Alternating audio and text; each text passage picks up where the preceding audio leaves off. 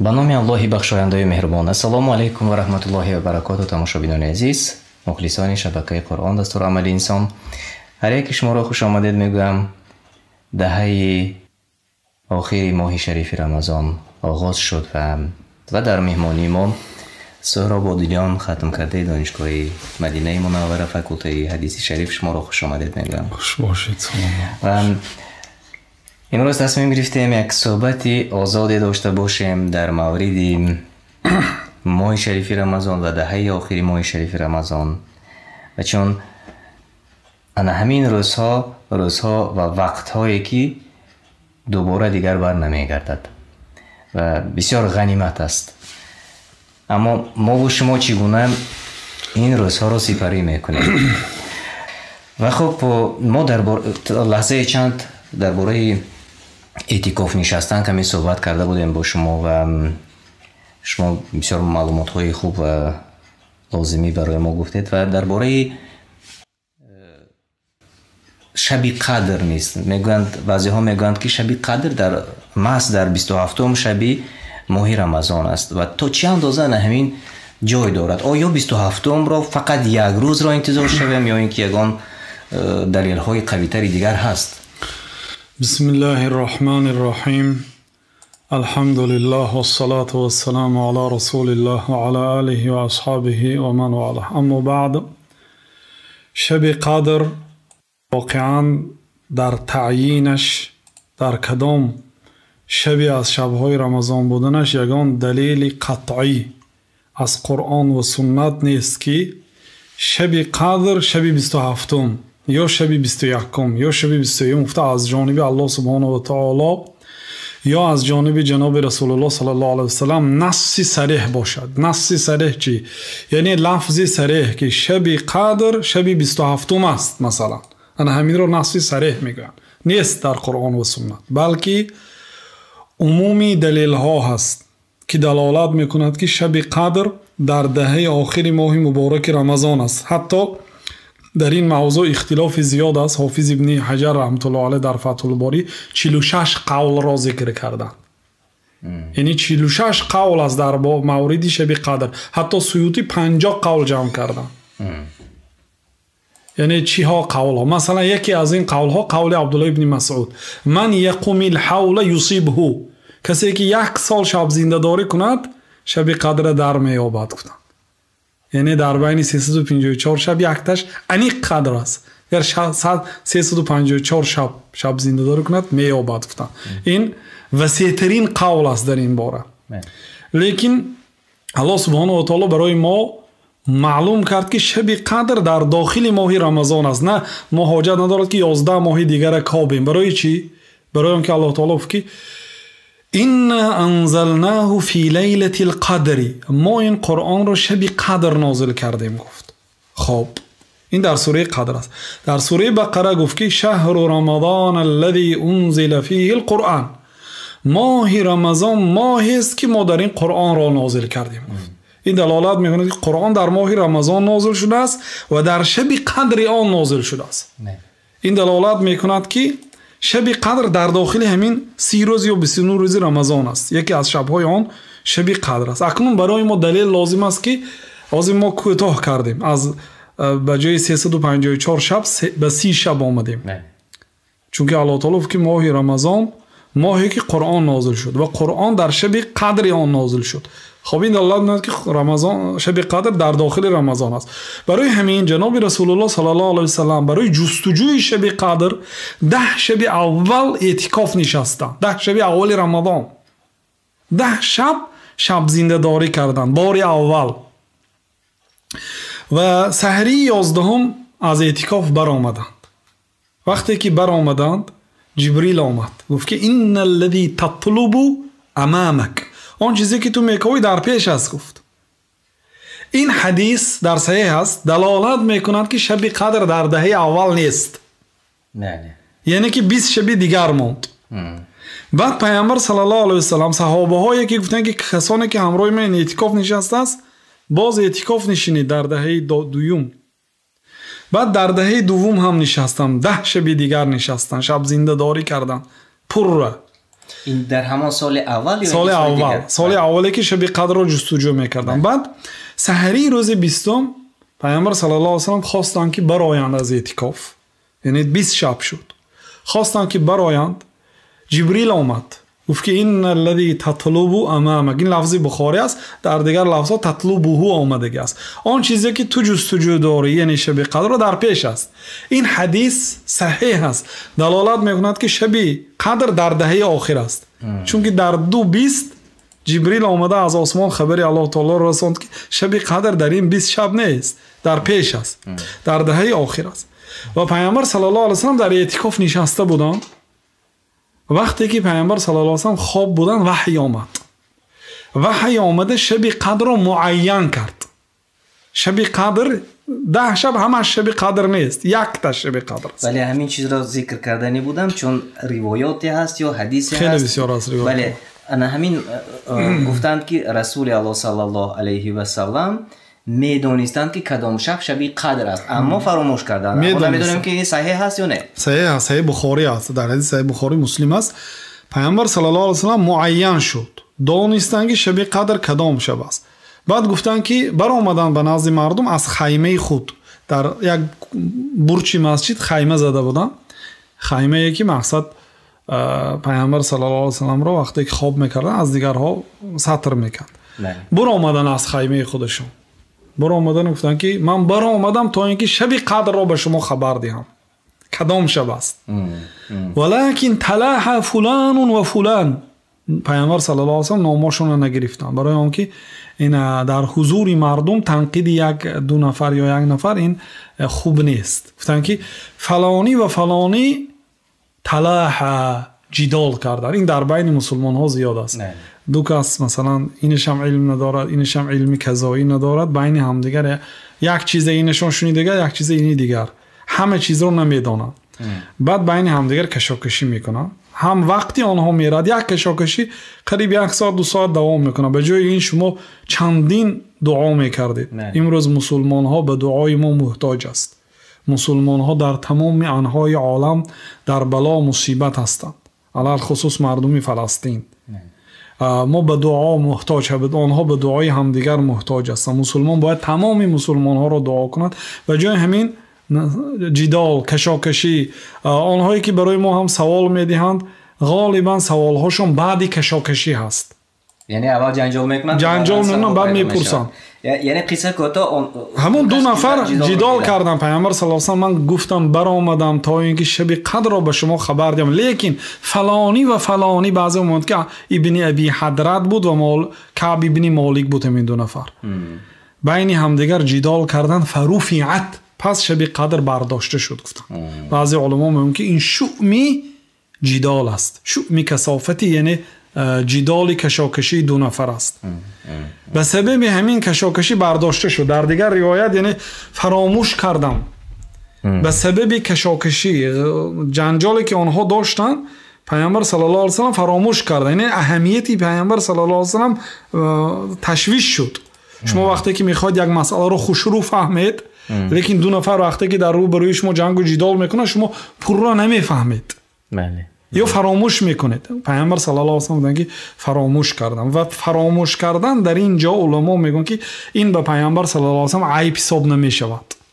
اصلا پیامبر صلی الله علیه و سلم یگان حکم شریعت را فراموش نمیکنن مگر الله تعالی اینجا فراموش کردن پیامبر صلی الله علیه و سلم را خواست. گفتن که و عسى ان یکون خیرا، شاید که همین فراموش کردنی من برای شما خیر باشد.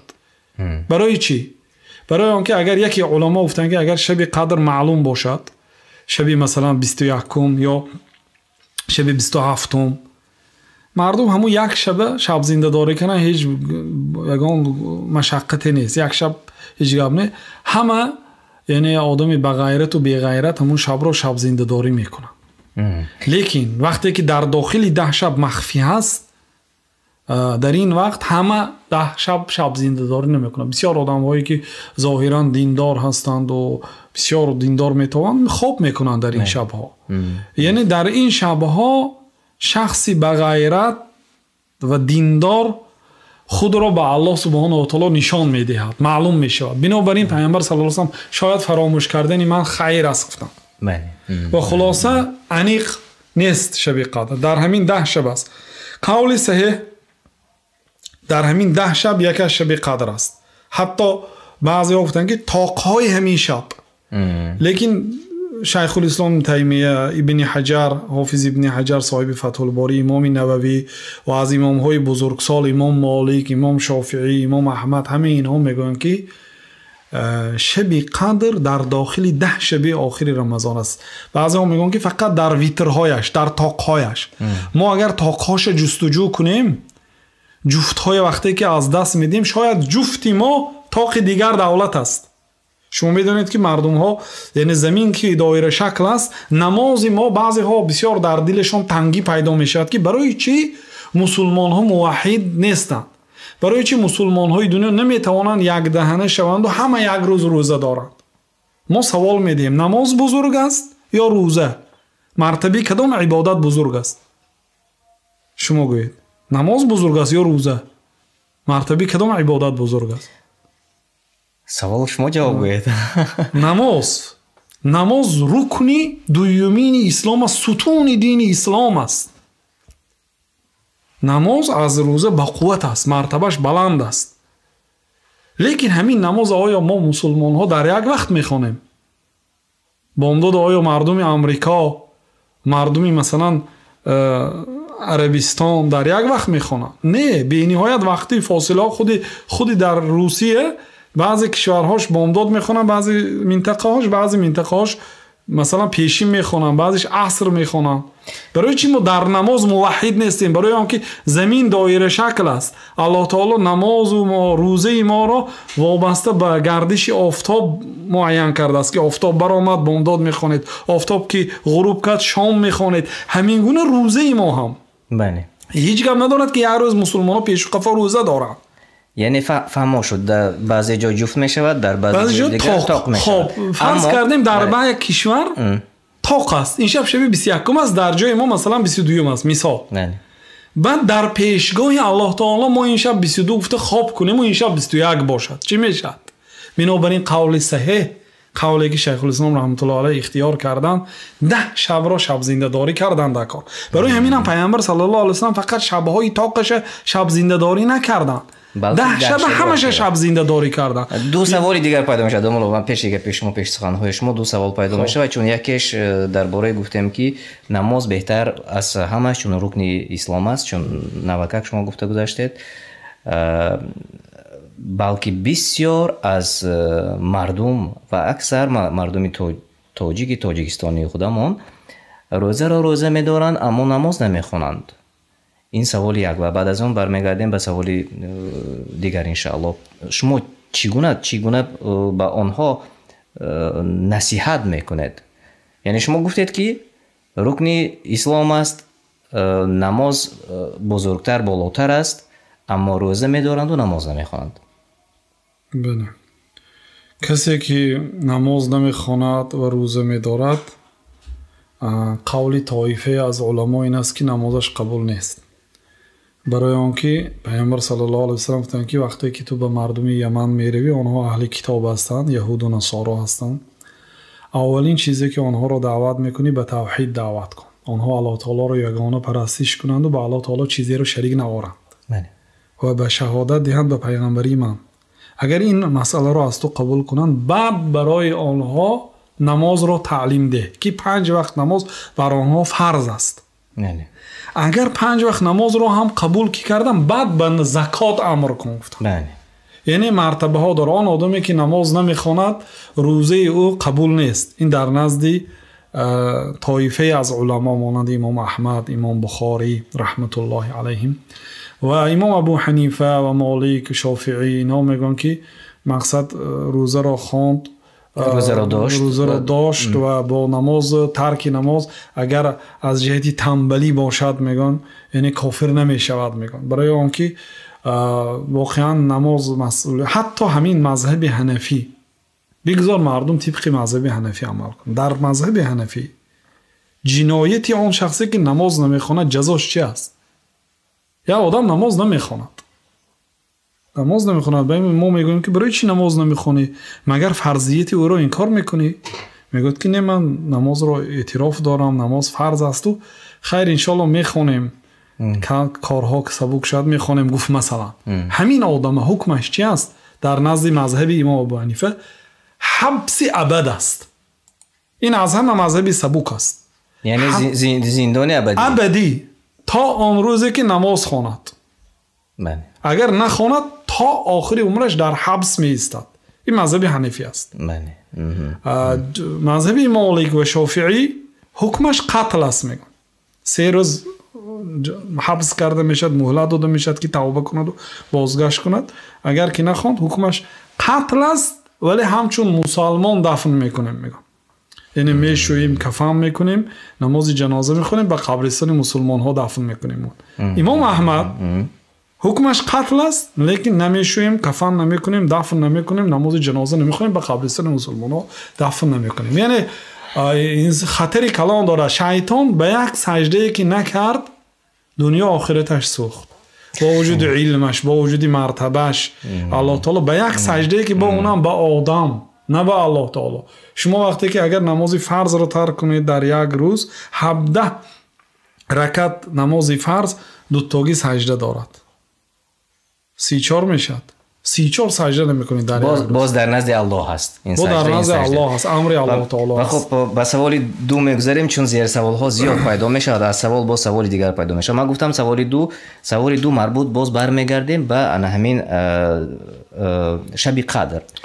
چون در دولت های سابق شوروی و باز برمیگردیم به مردم تاجیکستان، آنها تنها یک روزی 27 شما گفتید که شما حتی گفتید که شب تاق در بعضی منطقه ها دیگر شب است.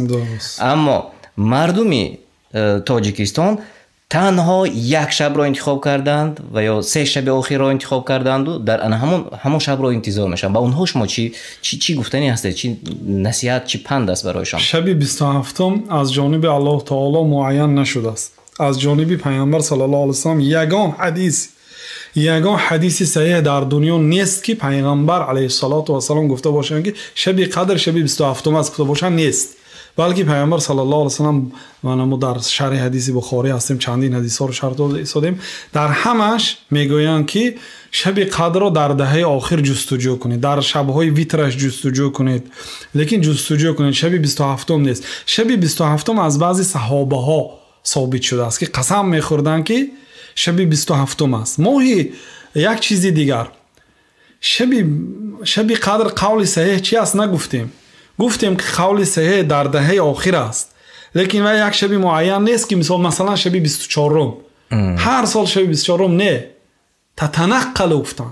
این سال شب 24 باشد، سال آینده شب 29 هم است، ممکن سال آینده شب 21 است، تنقل می‌یابد گفتن علما. برای چی آن آدم هایی که شب 27 گفتن و قسم به نام الله می‌خوردن که شب 27 است، شاید همان شبی که آنها شب زنده داری کردند و سحریش آفتاب شعاع نداشت و پیشانشان به لای سجده کرد، گفتن که این شب انیق شب قدر بود. گفته قسم خوردن همان شب در نظر دارن، همان سال همان شب 27 بود. لیکن قولشان مردم همین قولشون حفظ کردن تا زمانی ما اومد. یک چیزی دیگر باز دوستان عزیز، تماشابینان گرامی، من میبینم که شما زیادتر هستید اما لایک کم ماندید. اگر خواهید که تماشابینی ما زیادتر شود و مردم زیاد ما رو تماشا کنند و سوالهای خودتون را میتونید زیر چت نوشته کنید، ما انشاءالله به بعضی سوالهای شما جواب خواهیم گفت. دستگیری کنید نوار رو، چون برنامه ما این لحظه ها برنامه مستقیم شما تماشا میکنید و هر یک از شما میتونید به دیگران نوار رو روان کنید تا که دیگران نیست تماشا کرده توانند. و سوال این گونه است: چگونه معلوم شدن شب قدر را آنهایی که شما نوکک نقل کردید آنها فهمیدند؟ چگونه برای آنها معلوم شد؟ آنها انبیا نبودند، پیغمبر نبودند. یگان قول هست برای همین رو اثبات کردن؟ بله، در صحیح بخاری آمده است که پیامبر صلی الله علیه و سلم گفتند که من در خواب دیدم که سحری شب قدر به آب و لای سجده کردم. مسجد جناب رسول الله صلی الله علیه و سلم واقعا آبادترین مسجد در دنیا هست. از آنجا صحابه ها تعلیم گرفتن.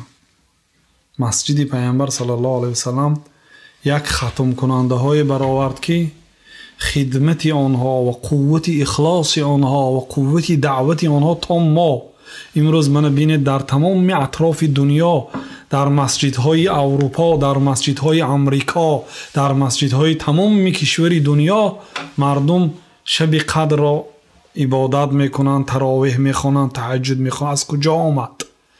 قوت دعوت آنهایی که در مسجد پیامبر صلی الله علیه و سلم که عبارت از لای خام، از خشت خام، عبارت بالایش عبارت از چوبهای درخت خرما و شاخه های درخت خرما، برگ های خرما بود و مسجد رسول الله صلی الله علیه و سلم عبارت از یک زمین شغل میده، سنگ میده داشت، خاک بود. بنابراین صحابه ها چه خیلی که در صحیح بخاری آمده است و در صحیح مسلم هم با پای افضل خود نماز میخواندند، پای افضل را نمیکشیدند. چه خیلی که در صحیح بخاری مسلم آمده است یک روز پیامبر صلی الله علیه و سلم در نماز بودند و در نیمی نماز از بالای پای افضلشان به زمین فرا آمدند. تمام اهل مسجد از بالای پای افضلش به زمین فرا آمد. بعد وقتی که پیامبر صلی الله علیه و سلم نماز را تمام کردن پرسیدند برای چی شما پای افضلهای خود را کشیدید؟ گفتن که یا رسول الله دیدیم که شما کشیدیم. گفتن یعنی این دلالت به پیروی صحابگان کرام، عیناً هر کاری که پیامبر صلی الله علیه و سلم میکردن. خیلی که جناب رسول الله از دست یک صحابه انگشترین طلا رو گرفتند و گفتن که ایعمد احدکم الی جمره، یکی شما مگر آتش رو به دستش میکند؟ به مردها حرام است طلا گرفتن به دست، عموما استفاده بردن طلا به مردها حرام است. گرفتند و به زمین پرت افتاد. بعد رفتن. بعد صحابه گفتن که گیر آخر استفاده برای طلا استفاده بردنش حلال است به مرد. شما میتونید طلا خرید فروشید، تجارت طلا داشته باشید، شما میتونید و مقصد به همسرتان هدیه کنید یا فروشید. گیر و استفاده بر. گفت که لا آخذه ابدا، هرگز نمیگیرم. لقد طرحه رسول الله صلی الله علیه و سلم، در حقیقت این رو پیامبر صلی الله علیه و سلم پرت افتاد. چیزی که پیامبر صلی الله علیه و سلم پرت افتاد من نمیگیرم. گفت نگرفت. خلاصه یعنی سخت پیامبر صلی الله علیه و سلم رو پیروی داشتن. بعد پیامبر صلی الله علیه و سلم پرسیدن که برای چی پای افضل رو کشیدید؟ گفتن که دیدیم که شما از آن خود رو بدر کردید، ما هم بدر کردیم یا رسول الله. بعد گفتن که نه آخر مرا جبریل اومده خبر داد که در زیر پای افضلت چیزی هست، یعنی نجاست هست، شاید ندیده زیر کردن. بعد من کشیدم. گفتن و مسجد پیامبر صلی الله علیه و سلم عبارت از خاک قالین گلیم نداشت. بنابراین روزی جمعه کسی که سنگچه بازی کند نماز جمعهش بیکار میشد. گفتن وقتی که انسان میشنه در رو بروش سنگچه است، همون سنگچه میگیرد به دستش. وقتی که به همین چیز مشغول میشد خطبه جمعه رو 100% نمیفهمه.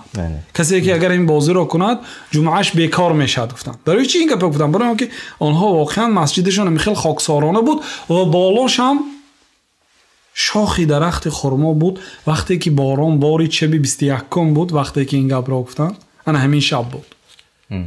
سحریش پیامبر صلی الله علیه و سلم وقتی که سجده کردن به نماز بامداد خواندن و به مردم روی آوردن، میگن که ما در پیشانه جناب رسول الله صلی الله علیه و سلم اثری لای و آب را دیدیم. در یک شب پیش گفته بودن که من در خواب دیدم که سحری شب قدر به آب و لای سجده میکنم. گفتن یعنی باران میبارد. یعنی این علامت ها شاید همون ساله علامت است. یعنی علامت هایی که است که فرض کردیم در همین دهه باران نبارید. چی مقصد میگم که امسال شب قدر نبود؟ نه، بلکه بود شب قدر. یعنی این علامت ها شاید معلوم میشه، شاید معلوم نمیشه، شاید دو شب همین خیل میشه. بعد کدام آن رو معین میکنیم؟ بنابراین بهترین و صحیح‌ترین کار همین که 10 شب رو شب زنده داری کردن نکار، هر یک لحظه هر یک دقیقه اش را. و چی کار کنند مردم در همین دهه ماه رمضان و برای دریافت شب قدر چی کار را زیاد باید انسان اجرا کند؟ بهترین عمل در همین دهه نماز است. پیامبر صلی الله علیه و سلم گفتند که من قام لیلة القدر ایمانا و احتسابا غفر له ما تقدم من ذنبه. کسی شبهای دهه آخر نوید قدر را شب زنده‌داری کند با نماز. من قام مقصد به نماز راست استاد از روی ایمان. یعنی چطور مجبور کرد که این شب خواب نکردی، مشغولیت به دیگر کارها نشدی و نماز استادی؟ ایمان به الله تعالی باور دارم. میدونم که الله تعالی خبر داد که همین شب شب مبارک است. پیامبر صلی الله علیه و سلم خبر دادن که شب قدر شب مبارک است. پیامبر صلی الله علیه و سلم دهه آخر را شب زنده‌داری کردند و برای این ثواب عظیم وعده کردند. من به این ایمان دارم، باوری دارم. برای همین میخوام همین اجر و ثواب و رحمت الله تعالی رو نائل شم. یعنی ایمانن همین معنا و احتسابا اجر و ثواب امید کند، با مقصدی دریافت کردن اجر و ثواب. در مسجد یک بای هست، شخصی سخی، کسانی که مثلا دهه آخر شب زنده‌داری میکند خیر میکند. یا آدم برای همین شده رفت مثلا، یا برای نزدیک شدن به همان شب با همان شخص اعتکاف نشست، با همان شخص دوستی پیدا کرد با مقصد دنیا. الله تعالی در پناهش نگه داره. این بسیار بد است. این انسان از این ثواب ها محروم است، چون که دو شرط مونده. من قام لیلة القدر ایمانا و احتسابا، از روی ایمان و از روی احتساب، یعنی از روی نائل شدن به ثواب. اگر همین شبها را نماز خواند تمام گناهاش بخشیده میشد، گناههای کبیره و صغیرش. اگر واقعا از صدق و از اخلاص اگر شب زنده‌داری کند، الله تعالی بزرگتر است از گناه. الله تعالی ذات است که گناهی بسیار، گناهی بزرگ همش را عفو میکنه. و حضرت عایشه پرسیدن، ما مثل سوال شما یا رسول الله، اگر دانم که همین شب شب قدر چی گویم؟ گفتن که قولی بگو اللهم انک عفو تحب العفو فاعف عنا. پروردگارا تو ذات عفو هستی، عفو کننده، عفو کن. دوست را دوست می‌داری، عفو را دوست می‌دارد الله تعالی. فاعف عنی، از من گناهم را بخش. حضرت ابوبکر هم این گونه سوال دادند، یا رسول الله چی گویم؟ گفتن که بگو که ربنا ظلمنا انفسنا ظلما كثيرا، پروردگار ما نفسمون رو ظلم زیاد کردیم، مقصد گناههای ما رو مغفرت کن. گفته دعا کن. گفتم و دهه آخری ماه شریف رمضان است و شب زنده و اکثر از ما و شما شب زنده‌داری میکنند و باز برابر شب زنده‌داری کردن و بعضی سوال‌هایی که تشویش می‌دهد ما و شما را دایر به دهه آخری ماه شریف رمضان و آن سوال‌ها ان شاء الله جواب خواهیم گفت. درباره خود همین اعتکاف کمی معلومات میدادید. اعتکاف خودش چی معنی دارد؟ اعتکاف در لغت عرب به معنای لزوم الشیء، لازم دانستن یک مکان. حتی عبدالله ابن عباس رو نقل میکنن که به نزد یک گروه مردمی آمدن که شاهمات بازی میکردن. اصلا کلمه شاهمات نامی نامنکر است، غلط است. این گونه نام ها خطا هست. شاهمات یعنی شاه مرد. شاه کی است؟ شاه الله است. شاهی حقیقی الله هست. شاه ها شاه نبودند و با میمورند. شاهی حقیقی الله تعالی هست. شاه بود شاه میماند و الله سبحانه و تعالی نمیمیرد، زنده هست نمیمیرد و این بازی معنایش غلط است. مردم شاهمات بازی میکردن. عبدالله ابن عباس که ما هذه التماثيل التي انتم لها عاکفون، این چی بت‌هایی که شما در نزد اینها اعتکاف نشستید؟ گفتن یعنی آنها کلمه اعتکاف همجا استفاده بردن. آنها که شاهمات بازی میکردن. شاهمات بازی، دو شاهمات باز چه خیلی میشیند، روبرو میشیند، در پیش شاهمات گذاشتگی. شاهمات همون بتچه ها هست، اسبچه ها یا هیکلچه ها هست. شما در نزد همین همه کار دین و دنیا، زن و فرزندتون رو ترک کردید، آمده در زیر همین سری تعظیم نشستید فکر کرده. این چی؟ بت‌هایی که شما در پیش این اعتکاف نشستید. گفتن یعنی لازم گرفتن یک مکان. و در این در از نگاه لغوی هست. از نگاه شریعت لازم گرفتن مسجد از شخص مسلمان بالغ عاقل و بالغ می‌دارد، یعنی فرزندانی که مثلا تمیز دارن، نه به بلاغت رسیدن. مقصد بسیار فرزندان امروز در سن 15 16 14 به بلاغت میرسن. لیکن میشود که فرزند 7 ساله هم اعتکاف نشیند. تمیز غیر بلاغت با سین تمیز است. تمیز میز اومدی جدا کردن، یعنی 10 سومه را از 20 سومه جدا میکند، کرته سرخ را از سفید جدا میکند مثلا. کموتون میفهمد اینها اهل تمیزی ها اعتکاف نشیند خوب است. البته همراهی پدرش، همراهی مثلا عمکش، مثال بابایش خوب است، برای آنکه فرزند در اطراف مسجد، در تأثیر مسجد به وایه میرسد. بعضی بچه هایی که مثلا تمیز دارن، مانند کودکای 4 ساله مثلا 5 ساله، در مسجد تشویش میدهند و شریعت اگر اهمیت دهید به تشویش مانعه کرده است. کسی پیاز خورده آمده است به مسجد های ما نزدیکی نکند گفتن. برای چی؟ همسایه ها را تشویش میدهد، یا چیسنا خورده باشد، یا به مانند این، یا لباس های صاحبی بوی بد داشته باشد، یا بدنی بودار داشته باشد، نبیاید به مسجد. برای چی؟ برای اینکه اهل مسجد همسایه هایش را اذیت میدهد و فرشته ها را اذیت میدهد. این چنین شخصی که مثلا شکمش گرسنه هست، سخت گرسنه هست، نبیاید به مسجد، بگذار اول شکمش را سیر کند بعد بیاید. اگر آمد نه آمد در خانه بخواند گفتن. برای چی؟ برای اینکه شکمی گرسنه هم تشویش میدهد. اول خوردن رو فکر میکند، با فکری خوردن میشد. نماز به آن درجه که شریعت امر کرده است نمیشد.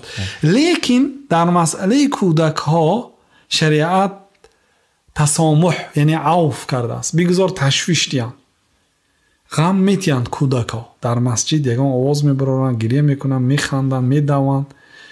شریعت اونم تشویش است. تشویش است یعنی معنی اینا ندارد که پدر و مادری فرزند به فرزندش بی اهمیتی کند در مسجد، نه، حرکت کنه در برش گیرد، آداب تیاد که در مسجد تشویش ندهد. لیکن با وجود آنکه تشویش از آنها خواهد نخواهد صادر میشود، شریعت دیده و دانسته اجازه داد، بلکه امر کرد که فرزندای به مسجد بیاریم در سن نابالغی. بله. نه اینکه من کنیم تا 18 سال به مسجد نبیاید، تا اینکه کافر به وایه رسد و دیگه گردناشون شخ شود، دلاشون دیگه مهر زده شود. نه، بلکه به مسجد بیاریم و ما رو امر کرد که به اذیت و تشویشی که آنها ما رو میدن صبر کنیم. نیروها مونده شده است، لیکن با وجود همین شریعت امر کرد که به همین تشویشی کودک صبر کنیم. برای چی؟ برای فایده بزرگ آینده اش. امروز ما کمتر ضرر را برداشت میکنیم، برای آینده فایده بزرگ دارد. در مسجد تربیه می‌یابد، 30 شب در مسجد تراویح میکنه با همراهی بزرگان، با همراهی موسیقی. آنها در کجا همراهی موسیقی جمع شوند؟ در چایخانه موسیقی با اینها نشینند. مثلا در مکتب موسیقی های بزرگان نشه. مسجد جایی که میلیاردر هم همین مسجد باید بیاید، موسیقی هم بیاید، معلوماتش عالی باشد هم بیاید، دکتر و پروفسور، بیسوادی کلخاسچی هم بیاد به همین مسجد نماز کنه. همه باید در یک جا باشد، پیر و جوان. این است برابری مسلمان ها، عدالت اسلام. یک جای در یک وقت افطار میکنید، در یک قطار میایستید، در یک صف.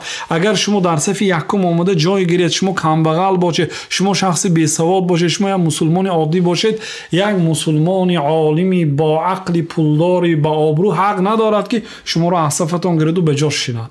این است برابری. پشت امام که به آنجا امام صاحب هست، امام حق دارد که با اونجا علم دارا رو شنونم 3-4 نفری قفای امام. برای اینم به خاطر نماز که اگر رفت و امام مثلا بی طهارت ماند یا بیهوش شد یا وفات کرد یا هلاک شد یا دیگر مصیبت ها آمد یا اگه نمازش ویران شد، از قفای یک کسی میکشد. به اینجا بله حق دارد که امام همینجا 3 نفر 4 نفر اختیار کند و از همینجا اون کسی خیساند. لیکن از دیگر صفهای مسجد حق ندارد یگان انسان، نه امام، نه عالم، نه راهبر، نه امیر، یعنی کسی خیزانه دوشیند. کم بغل است، بای است، برابر است در مسجد. کسی اول آمده است جای امان است. بله. خب اینجا داملا بعضی سوال ها از جانب تماشابین ما آمده رسید. من باید میخونم سوال را. اینجا از عبدوالی آمده است که اعتکاف تنها در مسجد ششته می شود یا اینکه در هر جا می شود؟ مثال در مسجد اجازت نمیتیند که در مسجد اعتکاف نشینیم. و من اظلم ممن منع مساجد الله ان یذکر فیها. کیست ظالم تر از آن شخصی که از مسجدها مردم من میکند. این یک سنت پیامبر صلی الله علیه و سلم است که این یک شعائر اسلام است. اعتکاف این فایده های عظیم دارد. اصلا هر امری که شریعت امر میکند فایده عظیم دارد. اعتکاف، مقصد شریعت از اعتکاف چیست؟ شریعت وقتی که یک کار را سپارش میدهد یا ترغیب میکند همین کار را اجرا کنید میگوید، در آن فایده های زیاد هست برای پیروان شریعت. وقتی که نکن حرام است مکروه است میگوید در آن ضرر است. در اعتکاف چی فایده است؟ مقصد اعتکاف چی؟ قطع العلائق عن الخلائق والاقبال على الخالق. اعتکاف این کندن علاقه از خلائق، از مخلوقات علاقه را کندن و پیوست کردن علاقه با الله تعالی. یعنی در این 10 شب اقلا انسان از تمام مخلوقات گویا که از دنیا گذشت، دیگه هیچ کسی را نمیشناسد. فقط سوال و جوابش با الله تعالی. بگذار 10 شبانه روز با الله تعالی باشد، هیچ گپی ندارد. انسان ها برای راحت جسمشان 24 ساعت 24 شبانه روز 12 شبانه روز به جایهای دمگیری ها می روند برای آبادی جسمشان. روح هم برای ما حقوق عظیم دارد. روح، حق روح را هم دادن. اگر روح به غذا حاجت دارد، اگر روح بیمار شود دیگه این پول و مال شما، دیگه این خوراک مزه طعامتون نمی چشید. قیمتترین طعام در دسترخوان انسان هست، نه اشتها دارد برای خوردن و اگر خوردن مزهش نمی چشد. اما یک کمبغل، یک بنده صالح الله تعالی هم آب می نوشد یک لذت می برد. خیلی که بعضی علماها گفتن که لتسألون یومئذ عن النعیم، روز قیامت روزی است که شما از نعمت ها پرسیده میشید. تفسیر نعمت ها و گفتن که آب خنک، یا آب خنک از این نعمت های ما رو اونها ندیدن، لیکن واقعا این نعمت ها در نظر بیننده نعمت است، لیکن در نظر خود آن آدم اگر گناهکار باشد از این از زن و فرزنداش، از خانه هاش، از پول و مالش استفاده نمیبرد، لذت نمیبرد اگر از طاعت الله تعالی دور باشه. بنابراین اونایی که از مسجد مردم من میکنه الله تعالی بیترسم، اعتکاف من نکنن. یگان امر در هر چیزی که در زمان رسول الله مسجد فقط برای نماز نیست، مسجد برای نماز است، برای قرائت قرآن است، برای تعلیم شریعت است. حتی پیامبر صلی الله علیه و سلم مسافرها، نماینده های دیگر دولت را در مسجد پیشواز می گرفتند. شخصیت هایی که خانه نداشتند در مسجد خواب می کردند. حتی بیمارها را پیامبر صلی الله علیه و سلم به مسجد خیمه زدند تا اینکه عیادتش برایشان آسان شد. یعنی بیمارخانه هم بود، از آنجا همه تعلیمات شریعت، مدرسه بود، یعنی گوییم قاضی خانه بود، جایی که مثلا مردم آمده درد و شکایت دادگاه بود. مسجد فقط برای نماز نیست. اکنون اگر کوتاه کرده جواب گوییم به آنهایی که عذر دارند، واقعا موافقی در بعضی دولت ها قانونا منع کردند اعتکاف نشستن، آنها چیکار کنند؟ یعنی البته در این حالت این که سنت است، به جای این دیگر عملهای در خانه شون مثلا، یا اگر امکانیت باشه در خانه یک نفر یا چند نفری جمع شده مثلا میتونن نماز جماعت تشکیل دهند. اگر تراویح باشه در مسجدشون فقط اعتکاف من باشد، دیگر شب را با دیگر عبادت ها گذرانند. بنابراین برادرای عزیز، مقصد بعضی سالها وقتی که شما امکانیت دارید اعتکاف شینید، شاید سال آینده همین فرصت ندارید، عذر دنیوی، عذر دینی، عذر مسافرت، عذرها زیاد از پیش راهتون میگیره، اعتکاف نشسته نمیتونه. کسی که امکانیت داره، این مثال بسیار برادرها به زیارت خانه الله تعالی رفتن، بگذار 10 شب در همون حرم اعتکاف شینه، در مسجد کعبه یا در مسجد جناب رسول الله صلی الله علیه و سلم نشینه اعتکاف میگه. این روزا غنیمت است. من خیلی که در سوال آمد دیگر برادرای شما اعتکاف نشسته نمیتونه، حتی نشانه خطر دارد، نامنویس میشد نامشون، فردا جوابگری دارد، خطر دارد به جان آنها، به حیات آنها نشینند اعتکاف اگر همین گونه باشد. بله. بعد اینجا از یک نفر وهاب تیوی نیز سوال چندین مراتب آمده رسید. برادر عزیز، به سوال شما درباره کدام روز است شب قدر در بالا، یعنی پیشتر داملا گفته گذاشتند، کوتاه اگر گویم در 10 شبی آخری رمضان شب قدر را جستجو کنید. و اینجا باز چند سوال‌های دیگر آمده رسید از تماشابینان ما. بیایید با یکی آن را می‌خوانیم.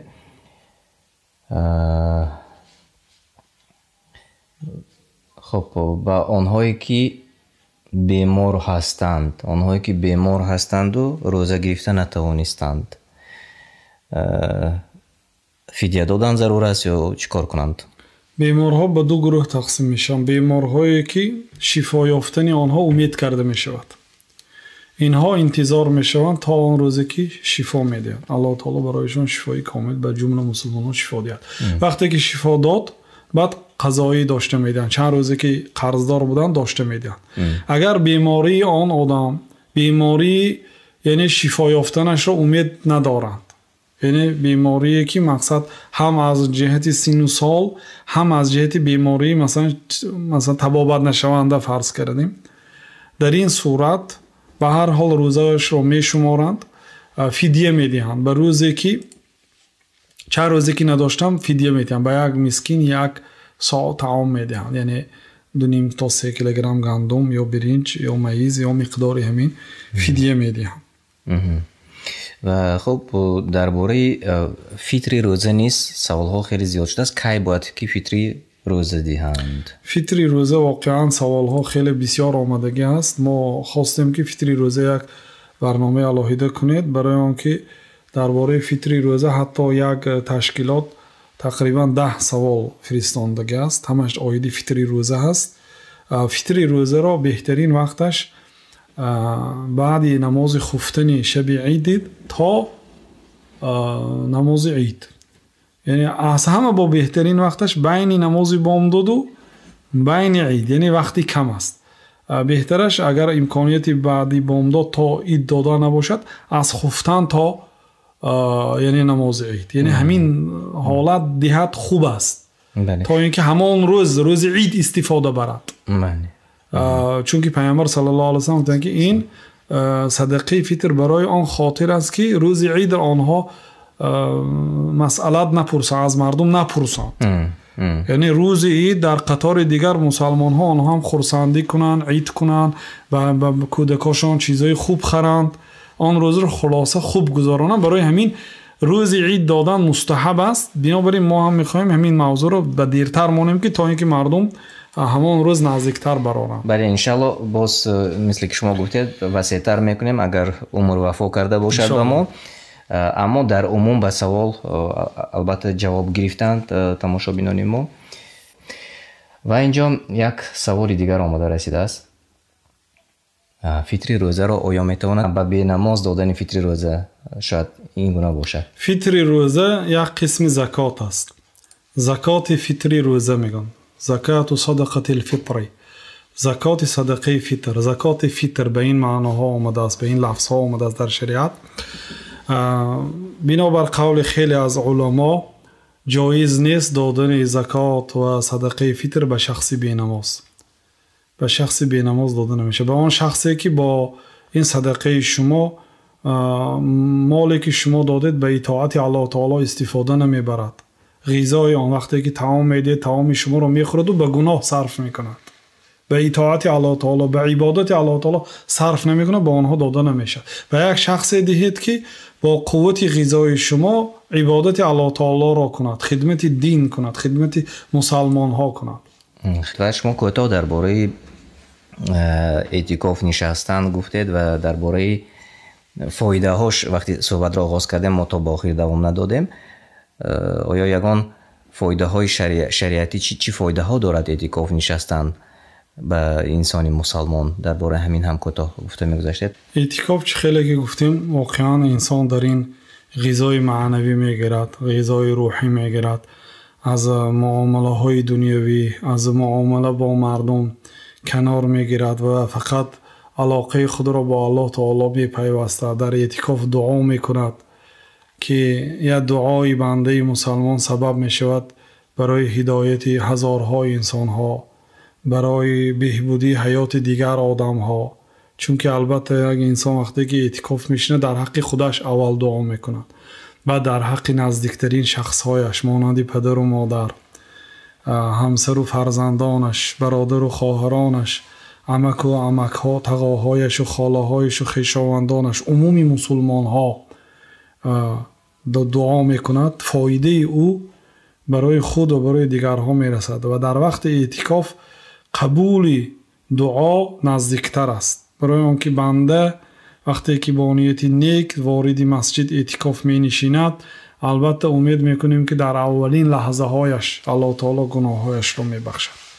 вақте ки ҳамеша забонаш бо зикри Аллоҳ таоло ва бо саҷдаи рукӯъ ва ибодати қироати Қуръон, бо ибодати Аллоҳ таоло умуман машғул ки аст, дуои ӯ ба қабул шудан наздик аст. бинобар ин мегӯянд ки неъмати Аллоҳ таоло бо гуноҳи Аллоҳ таоло ба даст намеояд. ҳастанд шахсоне ки кофир ҳастанд, ҳастанд шахсоне ки душмани ислом, душмани Аллоҳ таоло ҳастанд. Аллоҳ таоло барои онҳо дод аст. вақте ки Аллоҳ таолоро ҳеҷ гоҳ шумо талаб накунед, неъмати Аллоҳ таоло бо гуноҳ ба даст оварда намешавад. вақте ки одам гуноҳ мекунад, банда гуноҳ мекунад ва Аллоҳ таоло додам мегирад, ин истидроҷ аст, ин ҷазо ҳаст.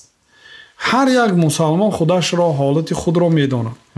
ҳар як мусалмон бина, агар ӯ дар гуноҳ бошад, аз фарзу воҷибҳо дур бошаду Аллоҳ таоло барои ӯ дода истода бошад, вой бар ҳолаш, тарсад ки ин додани Аллоҳ таоло аз рӯи розӣ будан ба ӯ нест, балки ин як истидроҷ аст, яъне дараҷа ба дараҷа ӯро ба ҳалокат расонидан аст. инсонро мебардораду баъд мепартояд.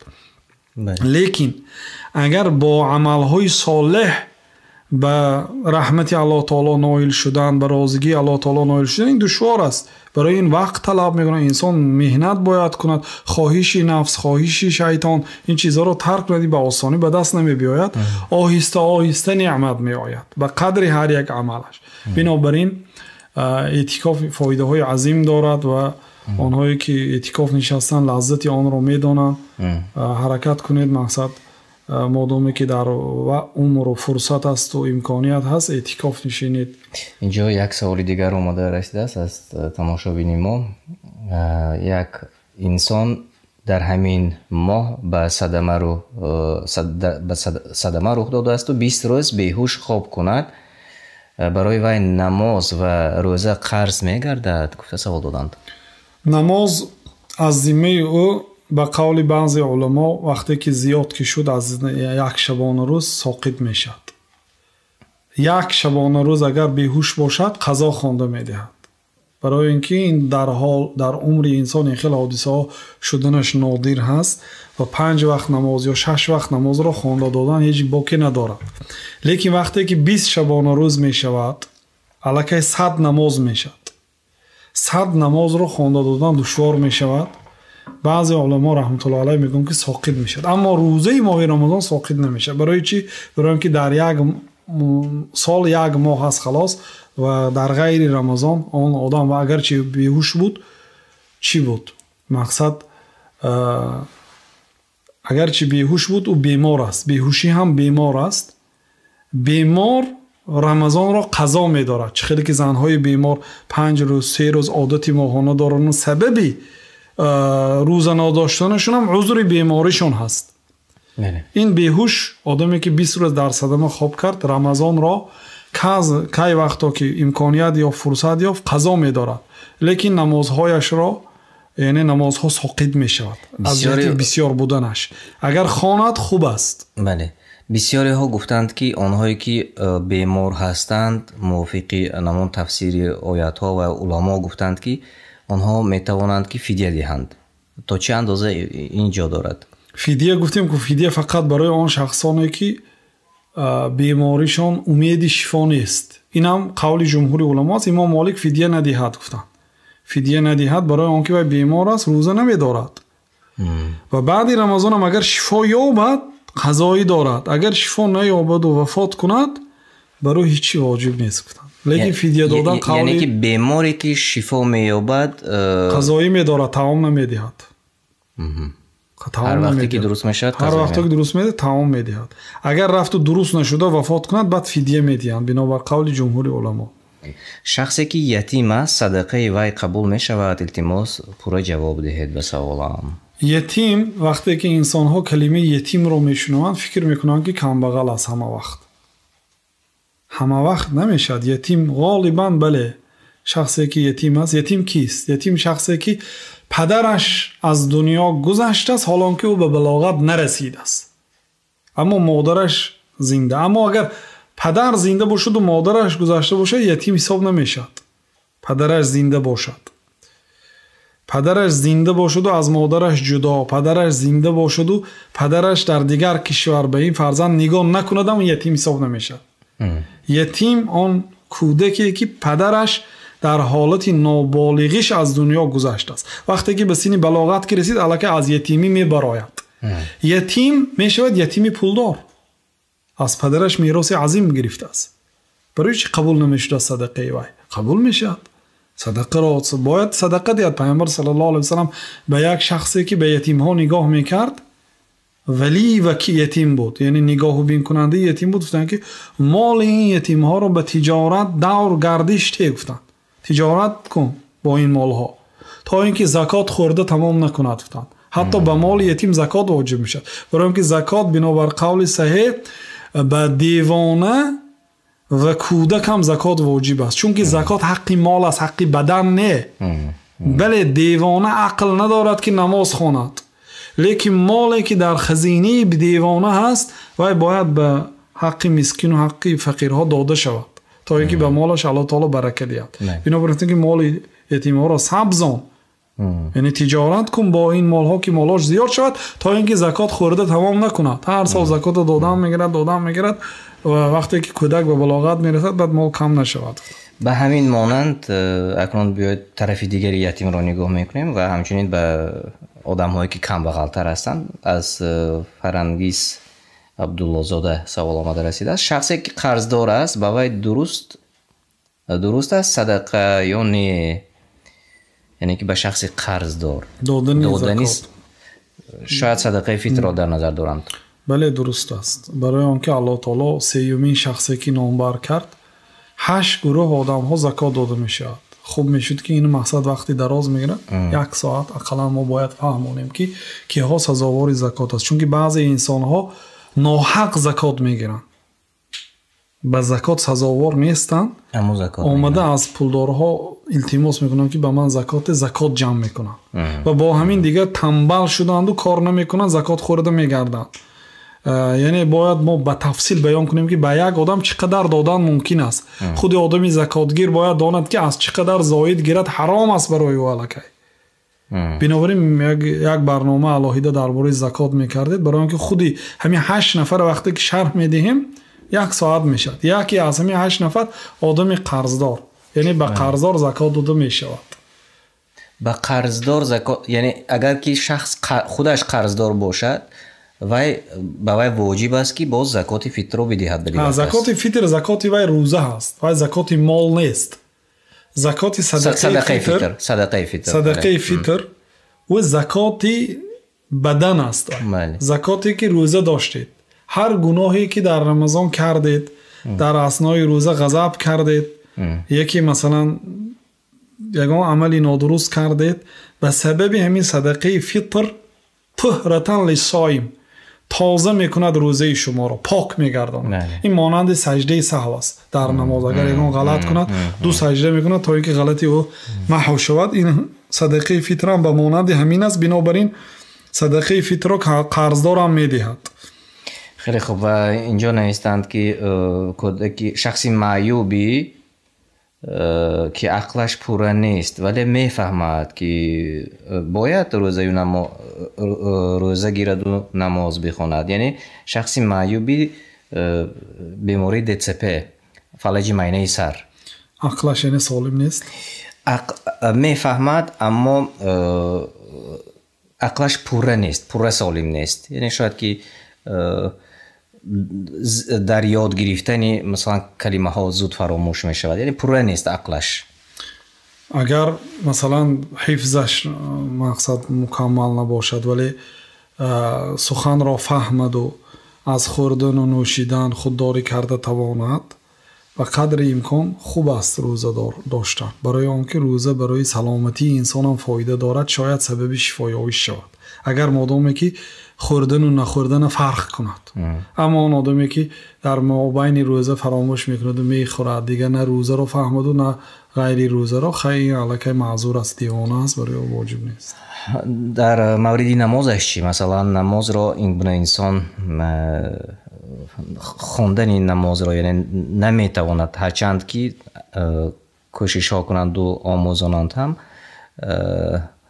فراموش میکند. نماز به شخص دیوانه فرض نیست. اگر این دیوانه نباشد، صحت باشد، لیکن بیماریش از دیگر جهت باشد، به قدر امکان فاتقوا الله ما استطعتم. الله تعالی میگه که شما تقوا کنید به قدر امکانیت تا میتوانید گفته های شریعت را اجرا کنید. یعنی با کاغذ باشدم، با ورق باشدم، نویسند، خواند، از یاد کردن تواند نماز رو بگذار، از ورق خواند ولی خواند، حرکت کند به انجام. لیکن اگر دیوانه باشه از اون نماز ساقط است.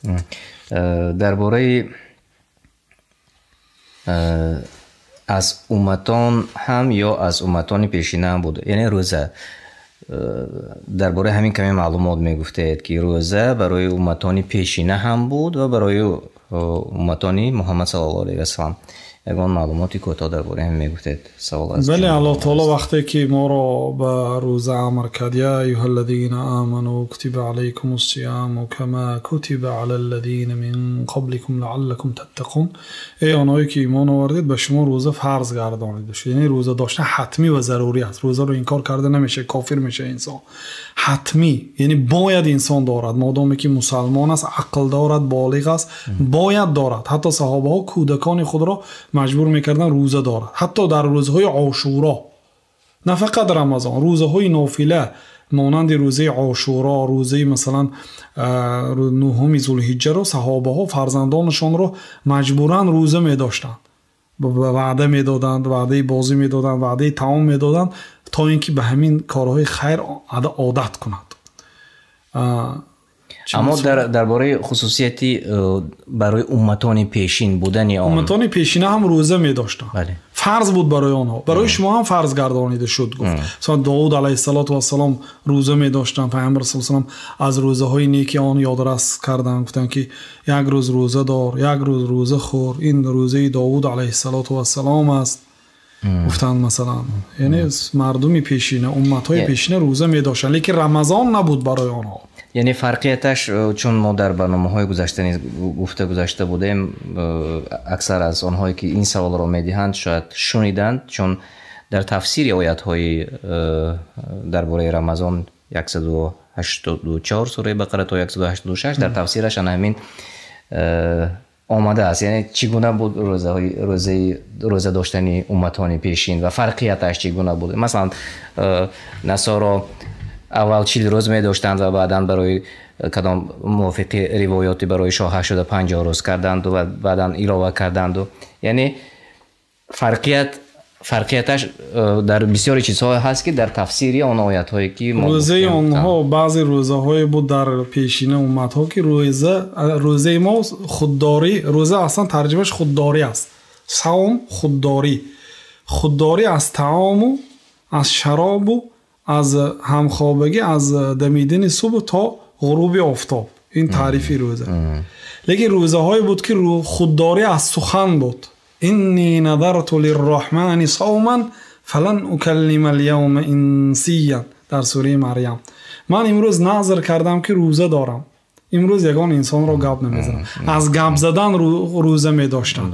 برای چی؟ انسان وقتی که گپ میزنه گپی خطا میگوید، گناهکار میشود. بنابراین اگر خاموش نشیندم ثواب میگیرد. این در پیشین دین ها مشروع بود. در دین ما خاموشی مطلق عبادت نیست. خیلی که بعضی مردمی صوفی ها سکوت را مثلا 2 ساعت سکوت میکنن و ماشاءالله فلان چی 3 ساعت سکوت کرد، 4 ساعت سکوت کرد، در یک مجلس میشینه، یا آدم علمدار و بزرگوار گفته حرمت و احترام میکنه. برای چی؟ میگن که 4 ساعت سکوت کرد. سکوت مطلق عبادت نیست. اگر شما سخن غیبت گفتنی شدید و سکوت کردید عبادت است، یا حقارت کردنی شدید لیکن خودداری کردید و سکوت کردید، در این حالت ثواب میگیرید. لیکن گفتن سخن خیر بهتر از سکوت کردن و سکوت کردن بهتر از سخن بد گفتن است. خیلی خوب. و اینجا پرسیدند که بعد از نماز شام به مسجد وارد شدند، یعنی تا وقتی شام شاید که کار میکنند و تا نماز بامداد، یعنی بعد از نماز بامداد به خانه رفتند، آیا اعتکاف حسابیده می شود؟ اگر خواهید که مثلا اعتکاف یک شب اقلا نشستن نیت داشته باشند، باید پیش از اذان شام داخل مسجد شوند. برای آنکه بعد شام وقتی که می‌درویم بعد اذان الکی 1 دقیقه شب را هم از دست داده باشند، شب گفته نمیشد، اعتکاف شب نمیشد. اقلا بعضی ها میگن که اقله لیله، کمترین اعتکاف 1 شب است. 1 شب چی مقداری دارد؟ از اذان بامداد تا اذان شام، از اذان شام تا اذان بامداد، یعنی از اذان شام 1 لحظه بروقتر باید درآید و بعد خواندن نماز بامداد البته باید، برای که اذان بامداد که گفته شده در مسجد برآمدن ممکن نیست. اما هذا فقد عصى ابوالقاسم صلی الله علیه و سلم، اما این آدم باشد ابوالقاسم صلی الله علیه و سلم را گناهکاری کرد گفتن در حق آن آدمی که بعد از آن از مسجد برآمد. و از آن که گفت از مسجد برآمدن ممکن نیست. حتی با نیت دیگر مسجد رفتن، با نیت مثلا خیر هم از مسجد رفتن ممکن نیست، باید در همین مسجد نماز خواند. و داملو یک سوال دیگر اومده رسید، اینجا میپرسند که نیت نماز قدر چگونه است؟ نیت نماز قدر یعنی وقتی که انسان به مسجد میرود، به مثلا نماز تراویح یا نماز تهجد کنیم، من امروز در بسیار منطقه های دنیا اول تراویح میخونم، با بعد نصف شب 3 آخر شب ساعت 1 تهجد میخونم، یعنی با مقصدی شب زنده داری کردن و دریافت کردن فضیلت شب قدر. وقتی که از خانه طهارت میکنه به کوچه میره، همین نیت الکی، نیت عمل قلب است، از دل که گذشت همین کفایه هست. یا در خانهش مثلا از زن است میخواهد شبهای دهه را شب زنده داری کند، انا همین نیت کفایه هست. من نیت کردم که انشالله این 10 شب را با اطاعت و عبادت میگذارم، شب قدر را دریافت میکنم. از محروم کیست؟ محروم اون شخص است که از شب قدر محروم شده است. میگن واقعا اگر 20 نفر 30 نفر انسان ها 83 ساله عبادت دریافت کنند و شما دریافت نکنید، واقعا محروم. اگر نمو با پول گردانیم مقدارش معین شد، همین 83 ساله عبادت چند پول میایستاده باشد، این ما پول بگردانیم و سانی بعضی مسلمان ها همون دریافت کنند، بعضی ها نیابند، بعد میفهمند که چه خیلی محروم بوده قدری شب قدر. الله پاک است. من و شما این لحظه ها صحبت داریم با مردم، انشالله که امر به معروف و نهی از منکر است، اما میترسم که از شب قدر نمونیم، چون وقت ها میرود شب عبادت است، شب های عبادت است. شما چی گفتنی داره؟ بنابراین خیلی مردم هم که بسیارتر از عبادت طولانی، مثلا بسیار انسان ها از بعد شام تا بامداد نمیتونه عبادت کنند، در این مدت یک قوه می شود برای آنها تا اینکه خواب نکنند، تا اینکه با دیگر عملهای باطل اگر به دستشان تلفنشان افتاد و به یک سمت دیگر اگر روانه شوند، شب قدر فراموش می شود. بنابراین امید میکنیم که ما آنها را خاطر رسان کردیم و دیگرها را هم به این عملها فضیلت شب قدر با خبر کردیم. امید میکنیم. تشکر زیاد میگم تماشابینان عزیز، تشکر زیاد برای شما میگم داملا که امروز توانستید وقت خودتان را در ایوان داشته باشید و آماده باشید و ما این سلسله برنامه را کوشش میکنیم که هر روز حداقل 1 ساعت برای شما پیشنهاد کنیم در چند روز آخر ماه شریف رمضان انشاءالله.